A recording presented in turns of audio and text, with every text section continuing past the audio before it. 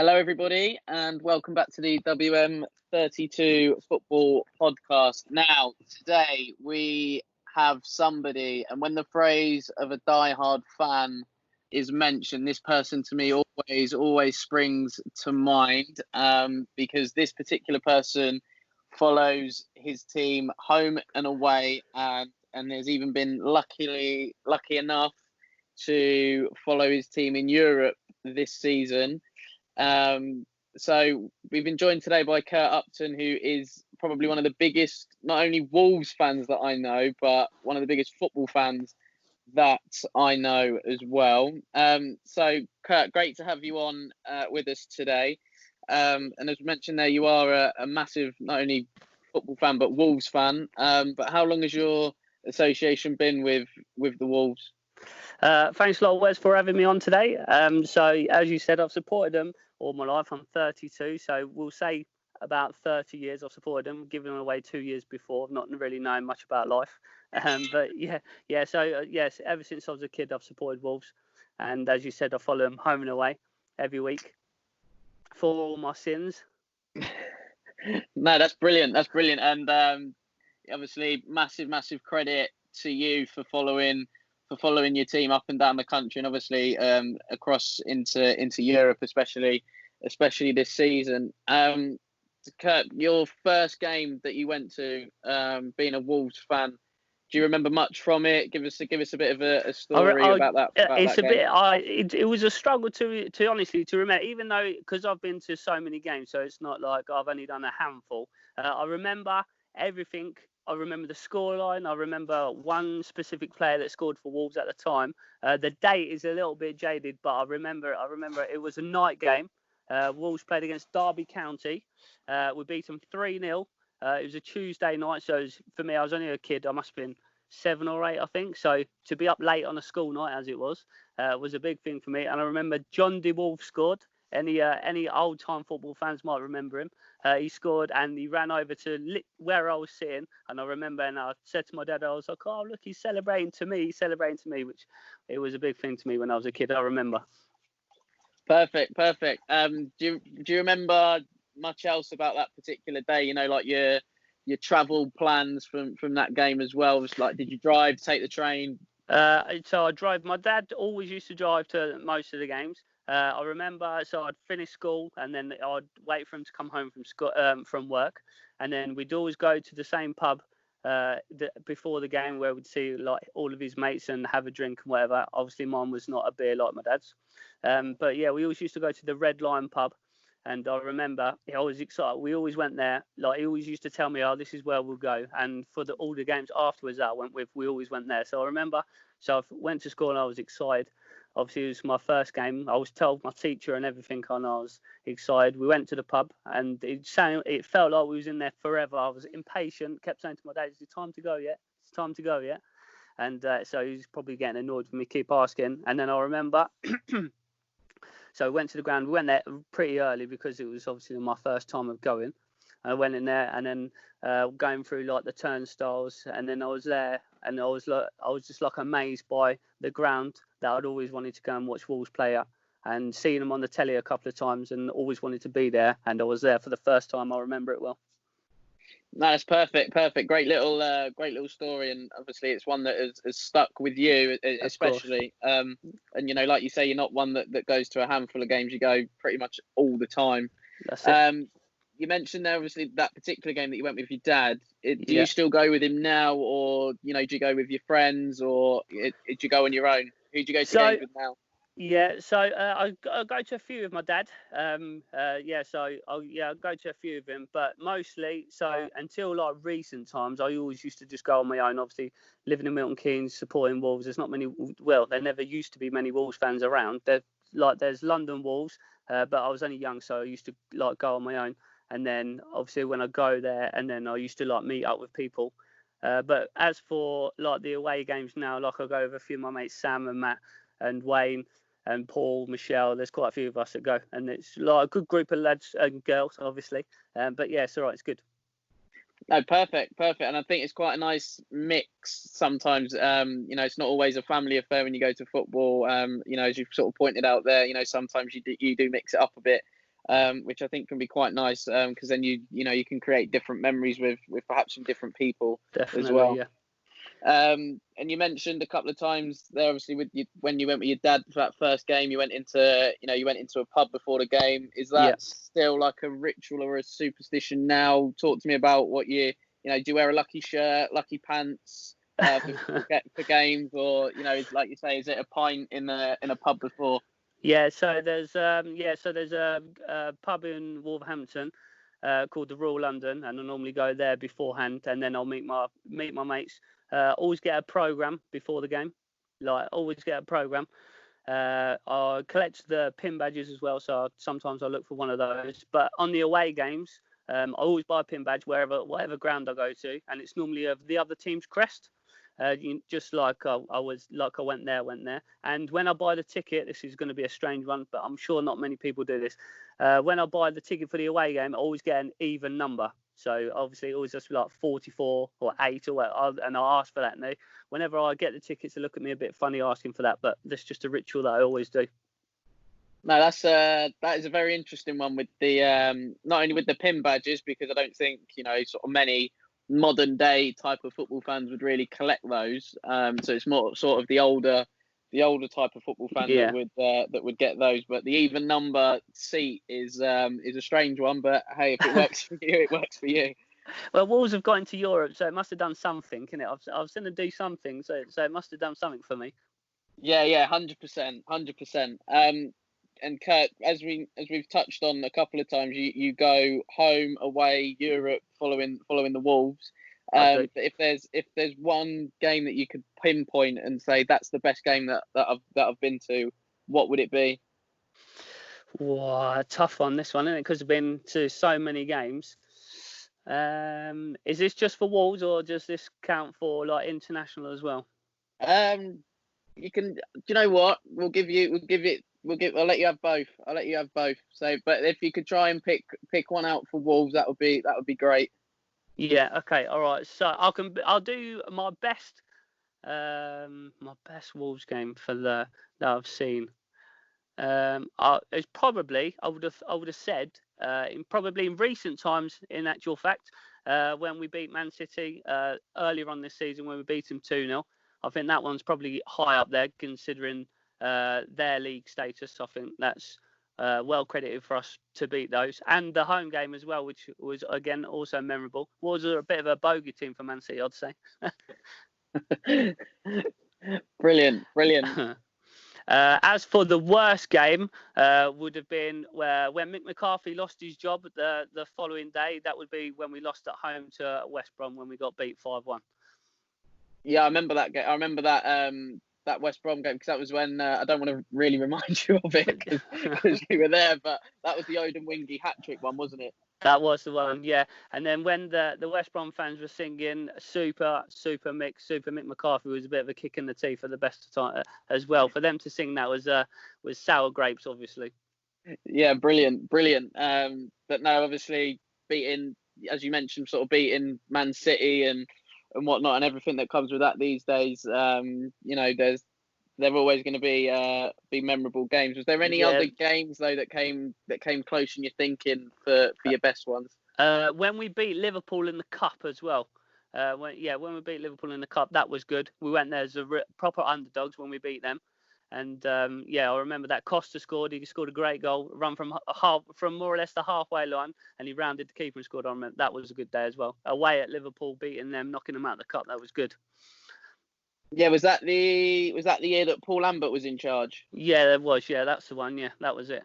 Yeah. I remember watching that game in a pub somewhere. I think I was at university at the time, and watched it in the pub, and couldn't quite believe it. What was sort of unfolding in front of me, really, because Liverpool. I know Klopp hadn't been in charge that long, but obviously Liverpool were far superior team to Wolves at the time, and so we went there as a massive underdog. So to come away to knock them out of the cup was special. That was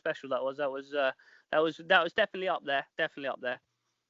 No, that's perfect. And you must have seen some fantastic players over over your time watching and following Wolves. But if Yeah. you could pick one and say that he is your favourite player of all time, and give us a reason why, who would that be? So that this is an easy question for me. So my absolute idol, favourite player of all time has to be Steve Ball. He was like, how can we say, for the younger generation, he was like your Messi of Ronaldo of those times when I was growing up. I had my hair cut like him. My favourite number still to wear, like to play now, is number 9, and that's the shirt that he wore. When I scored, like when I was a kid, I always used to do the same celebration as him. I was like, Steve Ball was like, he was up there for me. He was massive. And on my 30th birthday, I had a barbecue at my mum's house, and I was fortunate enough that he came to that barbecue. That broke me, innit? I was in tears. I couldn't believe it. I was like, my idol with everything. Like Steve Ball was there and I sat there, had a chat with him, and everything was brilliant. That's amazing. That is absolutely incredible to have your idol turn up at your 30th and whatnot. That must have been, that must have just been incredible, because there's not many. I don't think any fan or any person really gets many opportunities to meet their idols and their heroes. So yeah, for the fact that Brilliant. you, I even sorry to cut in there. I even called my dog after him, as a tribute to him. And I'd only just picked it. We'd got him I think it was got about 3 days before. And as I said, he was only a puppy then, so I took him with me to my mum's Wolverhampton. And when he come in, and he was like, "Oh, I hear you're a big fan," and I had the dog with me, and I was like, "Bully," I was like, "This is my dog. I've called him after you." And I've got like a picture of me, him, and Bully the dog as well. So that was always special to me. oh, what a moment! What a moment that is! And When Bully met Bully. yeah, literally. Going from all-time greats then to the current crop. Who would you say is your favourite player out of this current Wolves squad, and why? So my favourite current player will have to be Diogo Jota by far. I think he doesn't get all the credit that he deserves sometimes, because there's bigger players, or in the limelight, there's bigger players like Ruben Neves would be most people's. But Jota for me is the best player I've ever seen anyway. Like in a Wolves shirt, he's unreal. What he brings to the game, he's small, he's agile, his vision is unreal. He scores some great goals. And he's a player that will, like, when Wolves are down, he'll grab the shirt, get him by the shirt, he'll pull him through. Neves is a great player, and he scores some unbelievable goals. But he's a bit moment player, where Jota is like, he's good all the time. And you take certain players out of teams, and they fold and collapse, if you like, and they're not the team that they can be. And Jota is that player for me. He makes Wolves tick. He makes them do everything that they're doing right now, basically.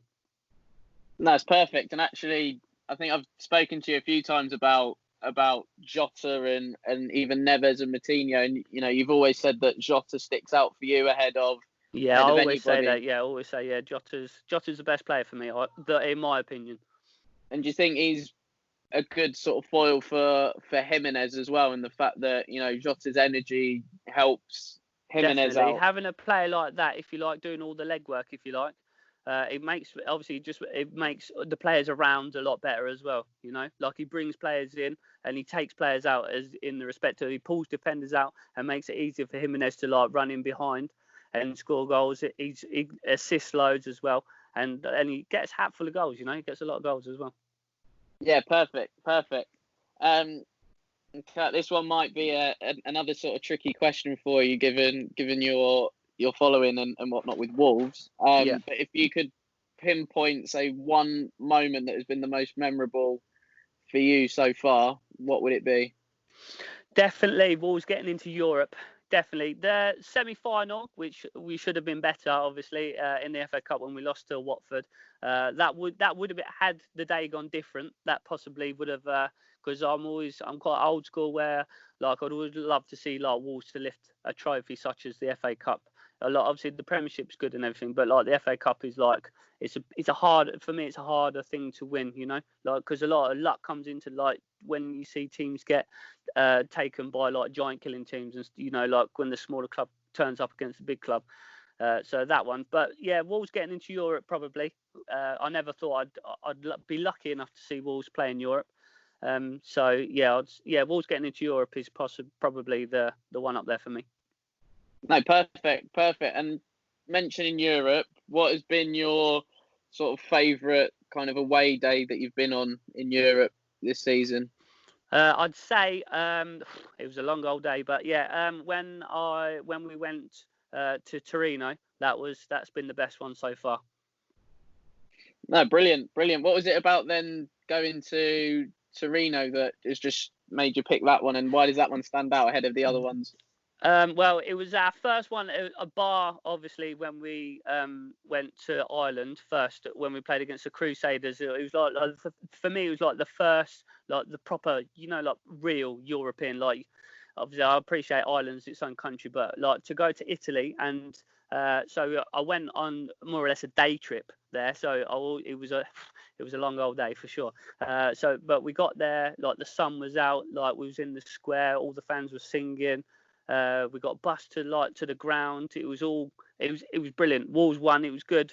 I just remember it was just the atmosphere was like brilliant. It was everything that I'd want as a European, or my first, if you like, European away game to be.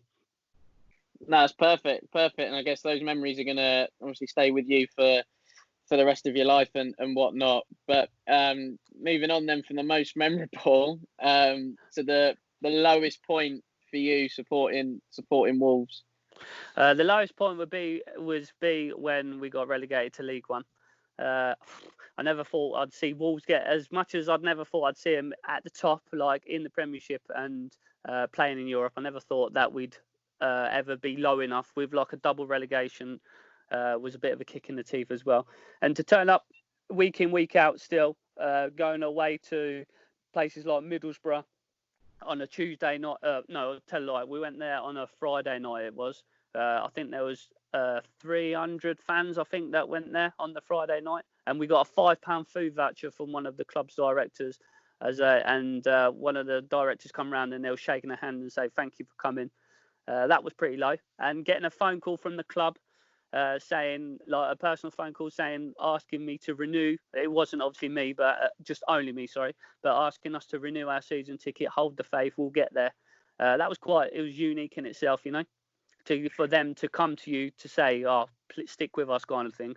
I'm sure like some of the bigger clubs that have gone down, probably that hasn't happened either, Yeah, no, it's perfect. And I remember you mentioning a couple of times actually with that, the club sort of ringing you to see if you'd still want to go. And I remember you sort of saying, "Well, yeah, of course. Why wouldn't I? It's kind of like what I do." Like, of course, that's it. Yeah, in for the long time, not for the good time.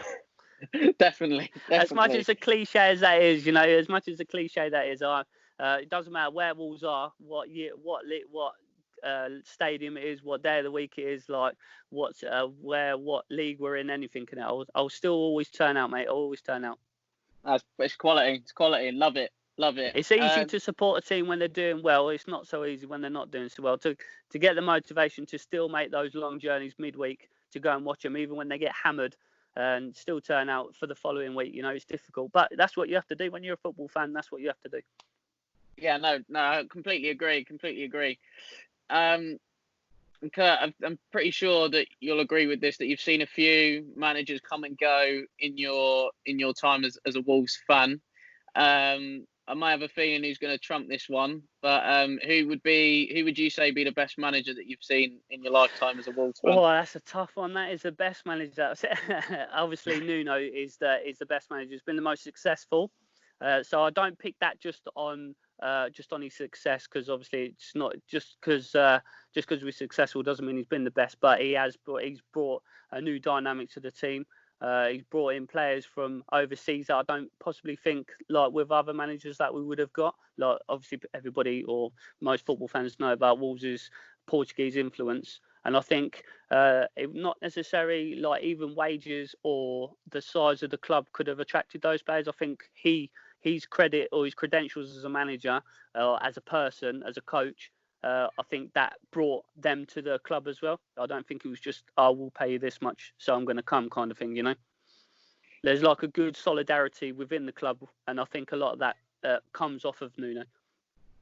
Yeah, no, it's perfect. And I think obviously, you guys have the song that Nuno had a dream and whatnot. And I don't think anybody can sort of discourage and argue sort of really with the job that he's done so far at Wolves. And, it looks like he's there for a long time and in it for the long Fingers haul. crossed, yeah. Fingers crossed it stays as it is, yeah. Yeah, are you worried that he might get tempted to go elsewhere, or are you? I think, to be honest, I think you always get worried, but as well as without shame, but like I'm a bit more older, I'm a bit more wise now. I feel like more the way that the game's gone now. I think loyalty toward whether it be towards a club for a manager or a player, I think has changed now. I don't think that it's the same as it used to be. Like there'll be a man that's from that area, such as Steve Ball. He's from Wolverhampton, so like he stayed at Wolves kind of thing, and he could have gone elsewhere. I hope that he stays with us. I can't. He's been backed by Fos and the owners. Like they've given him money, and so you'd like to think that he would stay. He'd got no reason to go. If we keep pushing on, we're in Europe. Can we get into the Champions League? It's a strong possibility. You can't say that we wouldn't win the Premier League, as stupid as that sounds, because Leicester did it. So, and things happen, So it'd be nice to, and I think he's on a good journey with Wolves as well. So, if he went to one of the bigger clubs, if you like, I think lose a few games, you're under scrutiny. Oh, shall we get rid of him? Is there someone there? Was it the right appointment? But I think at Wolves, he's been given time, or he would be given time. So if we had a bit of a rocket, even if we got relegated, I still think they'd stand by him, because for where Wolves are and where we're going, I don't think there's a better manager, to be honest. Yeah, and I think as well, you made a good point there, whereby if he does go elsewhere and loses a few games, he could be under some scrutiny, because obviously at the start of the season, Wolves weren't in the greatest form, struggling a little bit, and then That's it, yeah. all of a sudden he's turned it round, and you guys are knocking on the door for those top 4 places. So yeah, I just think sometimes, as you mentioned, a bit of patience can go sort of a long way, really. I think it's it easy. I think it's easy to get rid of someone, and it's not always as easy to replace them. I think that to use the manager as a scapegoat annoys me at times, just because you give instructions if someone doesn't, if the team don't listen or whatever, but the manager's always the one that, if he makes a stupid move or leaves your best player out, has a falling out, whatever, then like criticism is fair. But you stick with him, be loyal, stick with him. That's what I always say anyway. Yeah, perfect. Love that. But from best manager being Nuno, who's the worst that you've seen? So a lot of Wolves fans would probably say Dean Saunders would be the worst, and admittedly, he was poor. He was. I remember I met him. Met Dean Saunders. Wolves were away to Brighton. This was when we got relegated. We was away at Brighton, and Wolves needed to go all out to win the game. Any chance of staying up needed to go out. And I met him. He was on the pier, on Brighton Pier. Oh, this was the night before. So we went over to him. I was like, and we said to him, tomorrow we're going all out for it. Are we, Dean? All out for it. He actually played one striker that day, and we got hammered. But as bad as that was, my worst manager that I've ever seen for Wolves has to be Glenn Hoddle. I've never seen so much negative football watching. I always remember Wolves played against Southampton. It was when Theo Walcott played for him. So we're going back a few years. And the ground stood up and singing "Stand Up If You Hate the Boss," and most of the ground stood up. So for that, as a reflection as to a manager, Dean Saunders was poor, but Glenn Hoddle was he was terrible for me. Blimey, interesting one there, because I think obviously a lot of Spurs fans from a certain generation, my dad included, loved Glenn Hoddle as a player, of course, and whatnot. So yeah, no, and actually, but good players don't always make good managers, though. Yes, there is that as well. But actually, I think quite a lot of players, when they've spoken about Glenn, have said how good he was tactically, and probably that he was a bit of ahead of his time in that respect. But no, it's interesting. Obviously, sometimes a manager goes to a club and it just doesn't quite work out. I'm sure you've had that. It happens. Yeah, it happens with players as well, doesn't it? So it just didn't work for me. It just didn't work out. His reign there wasn't very long. We didn't do anything. We drew so many games. It was unreal. Although it was good, we was picking up points, but it was negative football. It was hard to watch. Yeah, always. I think, like you say, sort of that negative football is always going to be a hard watch for any football fan. And excluding the Golden Palace, as I've heard you mention it a few times in previous conversations, what would be your most favourite ground that you've been to? Like I say, excluding Molineux. So my favourite ground that I would say has to be Anfield. Is my second favourite ground that I've been to. Definitely Anfield. I like going there. I like the club's culture. You know, they're more of a togetherness, like the people. You know, yeah, it's good atmosphere. The pitch is right on top of, like, where you sit. The pitch is right on top. You're close to it. It's good atmosphere as well. Good history of the club. So Anfield for me is the second best ground, isn't it? But minus Molineux. That's an interesting one, that, because I've been to Anfield myself and had spoken to a couple of fans about it, and you mentioned the atmosphere, and it was a bit of a myth for myself personally, anyway. And everybody talks about the Kop and everything like that, and I think it is one of those sort of iconic stands, if you like. But yeah, I don't know if it was the game or the dynamic of the game, but I just felt the atmosphere was a bit. I was almost a bit let down by Anfield, and I always, like you say, it's one of those grounds that you always want to go to, and then once you're there, I just thought I was a little bit let down. I don't know if it's because it's a pain to get to as well. Yeah, that probably, it doesn't help. Yeah, either by train or by car, you're either stuck in loads of traffic getting away from it, or you got a bit of a walk to the train station. Even. But I've been fortunate enough, I've been able to go into the Kop and watch and be the other side. Not watching Liverpool against another team. So I've got like a proper feel for the Kop, as opposed to what you would see as an away fan. As you said, you get disappointed. I've been there loads of times. Like with Wolves, and I know what you mean about there. You always expect there to be this big buzz, but like supporting Wolves, I always have this conversation a bit with people, and I always say to them, with no disrespect to anyone that supports them, but if a smaller club came to Wolves, whoever you like, you don't really. It's not the excitement for the fans as the Wolves atmosphere when we play against Man United is never going to be the same as when Wolves play against Stoke.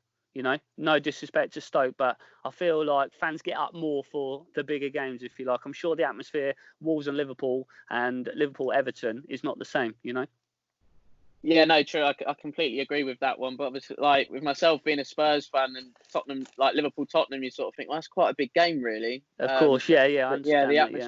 The atmosphere was slightly lacking, but like you say, obviously different fixtures produce different types of 100%. It happens at Molineux, and I'm sure it happens at White Hart Lane as well. Different fixtures drums up different, and I think also the game in the fixture that it is as well. If Liverpool, Tottenham are both going for the title, if you like, I'm sure that atmosphere is better, say, than Liverpool are doing 7th and Tottenham are 3rd. Like, it's hard to get up for a game when it doesn't really mean anything. Yeah, no, I take that point on board 100%. And actually, speaking of atmosphere, like since Tottenham have gone into the new stadium, I think the atmosphere has been a bit up and down for my liking, anyway. There's been games where it's been absolutely electric and it's been fantastic. I think back to the Champions League quarterfinals and semi-finals and whatnot, and it was electric that night. But then we've had games whereby it's been really, really dead and even against quiet. Wolves, if you remember, we spoke, didn't we? Like during the game when I messaged you, like with the new stand that they've got, like if everybody sings in there, like the atmosphere would be unreal, be so loud. Obviously, Wolves beat you that day. We don't want to bring up that, do we, mate? But so the atmosphere, it was different. I expected more. I'm hoping that next time when we go there next season, it'll be a bit of a different atmosphere. Yeah, hopefully it will. We won't talk about Supian in that 90th minute either. We can. But from favourite grounds to your least favourite, where you've gone, oh my days, what is this? Absolute dive of a place, just get me out of here. Like, I can't wait for that full-time whistle and I just want to go home. So what would be your least favourite ground again? I've been to a lot of grounds. I've done like 74 out of the 92, like with Wolves. So I've been to my fair share of grounds, shall we say. But the worst ground for me, and people are going to think I'm going to say Hawthorns, but it's not that. It's just down the road. St Andrews, Birmingham City is the worst ground. I hate going there. I don't like it. It's horrible around there, and I apologise to anybody that lives around there, but it's not nice around there. The ground's run down. No one turns up. There's never any fans there. That is the worst ground for me. Brilliant. But obviously you've seen Wolves in League One, so some of those grounds must have been quite interesting for you to turn up at. Like a Crawley or a Carlisle away on a Tuesday night or something like that. Do you know, I always used to make a joke of the Carlisle away on a Tuesday night. When Wolves originally played against them, it was meant to be on the Saturday. But I think that was when Wolves, I think we progressed in the Cup. I think it was when we got knocked out against Oldham. And so Wolves was meant to play against them on the Saturday, but we ended up playing the replay on the Tuesday, so it got changed. And Wolves went to Crawley but the thing for me, I'm quite old school again, even though I'm only 32, I'm quite old school. Well, I like the obscure grounds or the smaller grounds. I'd much prefer to go to one of those than just like a modern concrete circle, if you like. So it was good for me to go to like the smaller, like Crawley, Stevenage, teams like that, and Carlisle, like you say. I enjoyed going to like those smaller grounds. It was good. I'd say, to be honest though, League One was brilliant. I enjoyed League One. Anyone that says League One's rubbish doesn't know about football, because it was good. Regardless of that, Wolves dominated that season, and everywhere we went, we sold out everywhere. And it was easy in some respects, but I really enjoyed League One. Was brilliant. Anyone that says League One's boring, they're wrong, in my opinion, obviously. Unless their club's been in it for a prolonged period of time and they've just got fed up of it. Of course, yeah, and then they've just got fed up. But respect for them people that still go every week, because there is clubs that are in that league. They still turn out with some decent attendances. So respect to them for that. Yeah, no, brilliant. And how did you find? Obviously, you said you're from Milton Keynes, so how did you find doing probably your closest away day that you'll probably ever have to do, going to Stadium MK with the Wolves? How did you find that? It was a bit surreal for me, to be honest, because I left. What time did I think I probably left my house at about 2:30 with 3 o'clock kickoff, with it being just down the road. So as you said, it was the closest one for me. It was good. I've been there a couple of times with Wolves now, but when we obviously everybody or most people might know about when Wolves took close nigh on 10,000 there to Stadium MK, so that was good. 1-0 win. Liam McAllinden header in it. I remember it well. Brilliant. And I think the player you mentioned, I think he's, if memory serves me right, I think he's playing in the National League for someone like Stockport now. So yeah, that's correct. Yeah, he's from Wolverhampton as well. He was a local lad, so it was good to see him get through, break through the academy and into the first team, bar it being only for that short period of time. But yeah, I think you're right. Yeah, I'm sure he's in the National League now. Yeah, no, brilliant. Kurt, final one question from me. Obviously, we're in a bit of a difficult situation at the minute with what's going on in the world. But what are your hopes and dreams then for Wolves next season? So next year, hopefully, fingers crossed, some more European football. I'd like us to prove that it wasn't just a short space of time, like a one hit, if you like. I'd like us to push again for Europe. Be realistically, I don't think that we'd be in the Champions League next season. I think there's other teams that are stronger than Wolves this season. However, if we was to win the Europa League, then that would be different. But yeah, I'm hoping for some more European football, some more obscure countries to go and visit. And that'd be good. And a good run in the Premier League as well, obviously. You don't want to forget where we come from, Yeah, no, perfect. Kurt, that is it. We are out of time. Guys, that is it for us for today. We are on Spotify, so please give us a follow on there, WM32Football, and hopefully this interview will be on there as well. Guys, we're also on YouTube, so please like, comment, and subscribe to the YouTube channel. Again, WM32Football. And all that is left for me to do is to thank Kurt Upton for sharing his stories and his experiences about being a Wolves fan. So, Kurt, thank you ever so much. Thank you again for having me, Wes. Much appreciated. Not a problem. Take care. Top man. Cheers, mate.